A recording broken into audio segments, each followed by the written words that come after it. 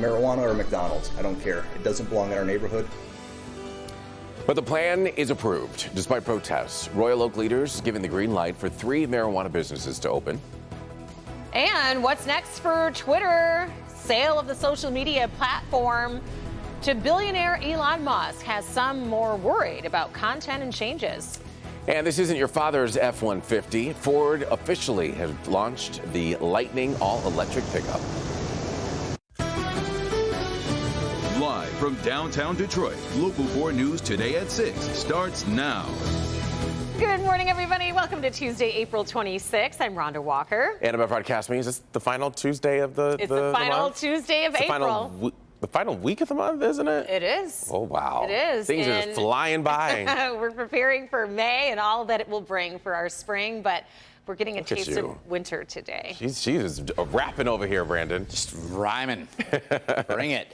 Well, we have temperatures. Look at that beautiful sky as we look from high atop WDIV downtown and clear skies overhead. It's not clear everywhere, but we have some 30s where skies have cleared, where we have a little more cloud cover south.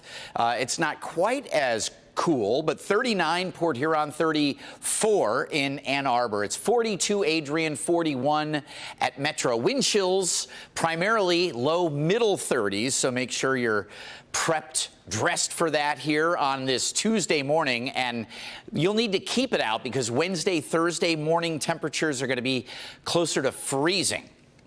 This afternoon, we get a little more cloud cover with a west-northwest wind, and forgive these temperatures, we will be in the upper 30s, should be 39, and then lower 50s this afternoon. But rain chances as we head through the afternoon, most of it north, but don't cancel your plans for a couple of light showers later today, Michelle.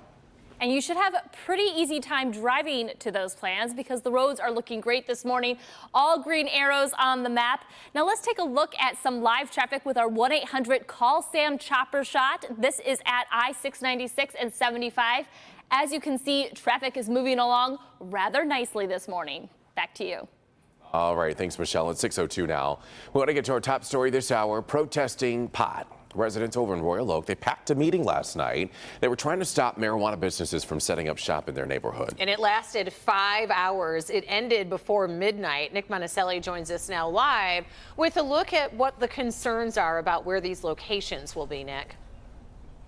Yeah, and that's actually just it, Rhonda. Locations, proximity to other things that are already there. There were 3 different businesses up on the agenda, and residents were against all but one of them.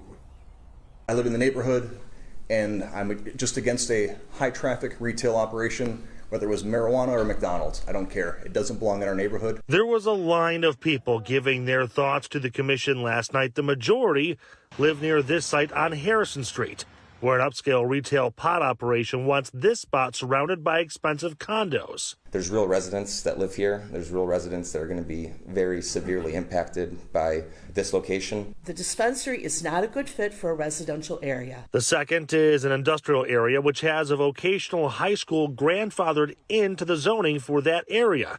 It is 88 feet away from the proposed marijuana operation. If this was to be located 88 feet from Royal Oak High School, you would think very differently about it than you do about this. And most respectfully, I think you should treat these students in this school the same way that you would treat at a middle school or a high school that's part of the traditional curriculum, if you will. And the third is slated for this spot on Woodward and received none of the negative reaction the other 2 received.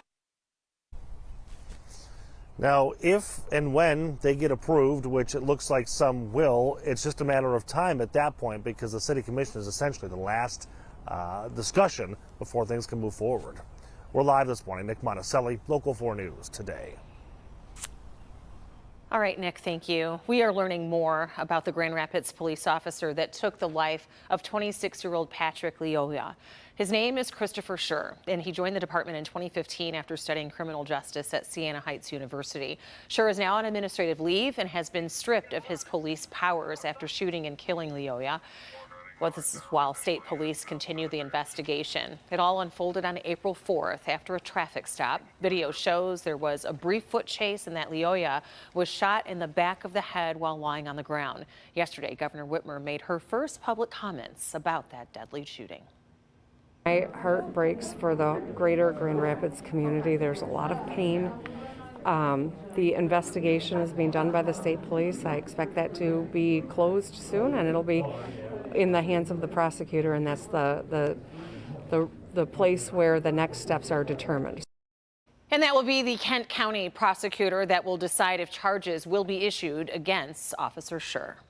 A Roseville woman is now charged with shooting and killing another woman from Trenton in the doorway of a Detroit home. Police say 24-year-old Danique Golder got into an argument with a woman at a home on Vaughn Street on the city's west side. This was back on April 16th. Investigators say that when the argument escalated, Golder pulled out a gun and fired into the doorway of the home, shooting the victim in the head. She's now charged with second-degree murder. And Detroit police are on the hunt for a person of interest after busting an alleged chop shop on the city's west side. Officers say that they found 2 Ram pickup trucks, a Chevy Corvette, and a Cadillac Escalade at a shipping container site on Monday night on Fullerton Avenue. The vehicles are valued at $450,000. Police believe that parts of those vehicles that were stolen were being shipped out of state. And now we want to get you updated on the situation in Ukraine, where the UN Secretary General is expected to push for an immediate ceasefire from Russia. This as talks are continuing to come out of Russia. Apparently, Russia demanding that the U.S. stop, and along with other allies, stop sending weapons and support to Ukraine. NBC's Bree Jackson has more from Washington. Hi, Evrod, Rhonda. The U.S. Defense Secretary is in Germany today, meeting with representatives from more than 20 nations. Among other things, they're discussing ways to provide Ukraine with the weapons it needs to defend itself. From apartment buildings in Kharkiv to striking multiple railway stations across the country, Russia is spreading out its deadly assault on Ukraine. The attacks follow a weekend meeting between President Zelensky and the 2 highest-ranking U.S. officials to visit the country since the war started. Russia continues to try to brutalize parts of the country, and the death and destruction. There is a significant and continuous support from the world leaders. The Biden administration is sending additional military aid to Ukraine, bringing the total to $3.7 billion since Russia invaded. Defense Secretary Lloyd Austin is in Germany today, meeting with leaders on Ukrainian security. We want to see Russia weakened to the degree that it can't do the kinds of things that it has done in invading Ukraine. The U.S. promising to meet Ukraine's immediate and long-term military needs, while Russian officials warn Western countries are pouring oil on the fire and say weapons supplied to Ukraine will be targets. We need to do more to stop financing Putin's killing machine in Ukraine. President Biden is also nominating Bridget Brink to serve as ambassador to Ukraine. If confirmed, she'll work to strengthen relations with the Ukrainian government. Today, Secretary of State Blinken testifies on Capitol Hill. The Biden administration is urging Congress to provide more aid for Ukraine. In Washington, I'm Bree Jackson for Local 4 News Today. All right, Bree, thank you. New legal trouble for former President Trump He's been found in contempt of court. A New York judge ruled on Monday that he failed to respond to a subpoena by not producing requested documents about his business dealings by March 31st. The former president will now be fined $10,000 a day until the documents are turned over. His attorney promises to appeal, I should say. All right, it is 6:08 and something new from Facebook. Its first ever retail store. What will they be selling? Yeah, it's a good question. We'll have a live report on that. Also, official unveiling, Ford is rolling out its new all-electric F-150 Lightning. The ride already is a big hit with pickup drivers. And Twitter trending on its own platform after the blockbuster deal this morning. Many asking, do you trust Elon Musk, the new owner? Details on why many fear there will be changes.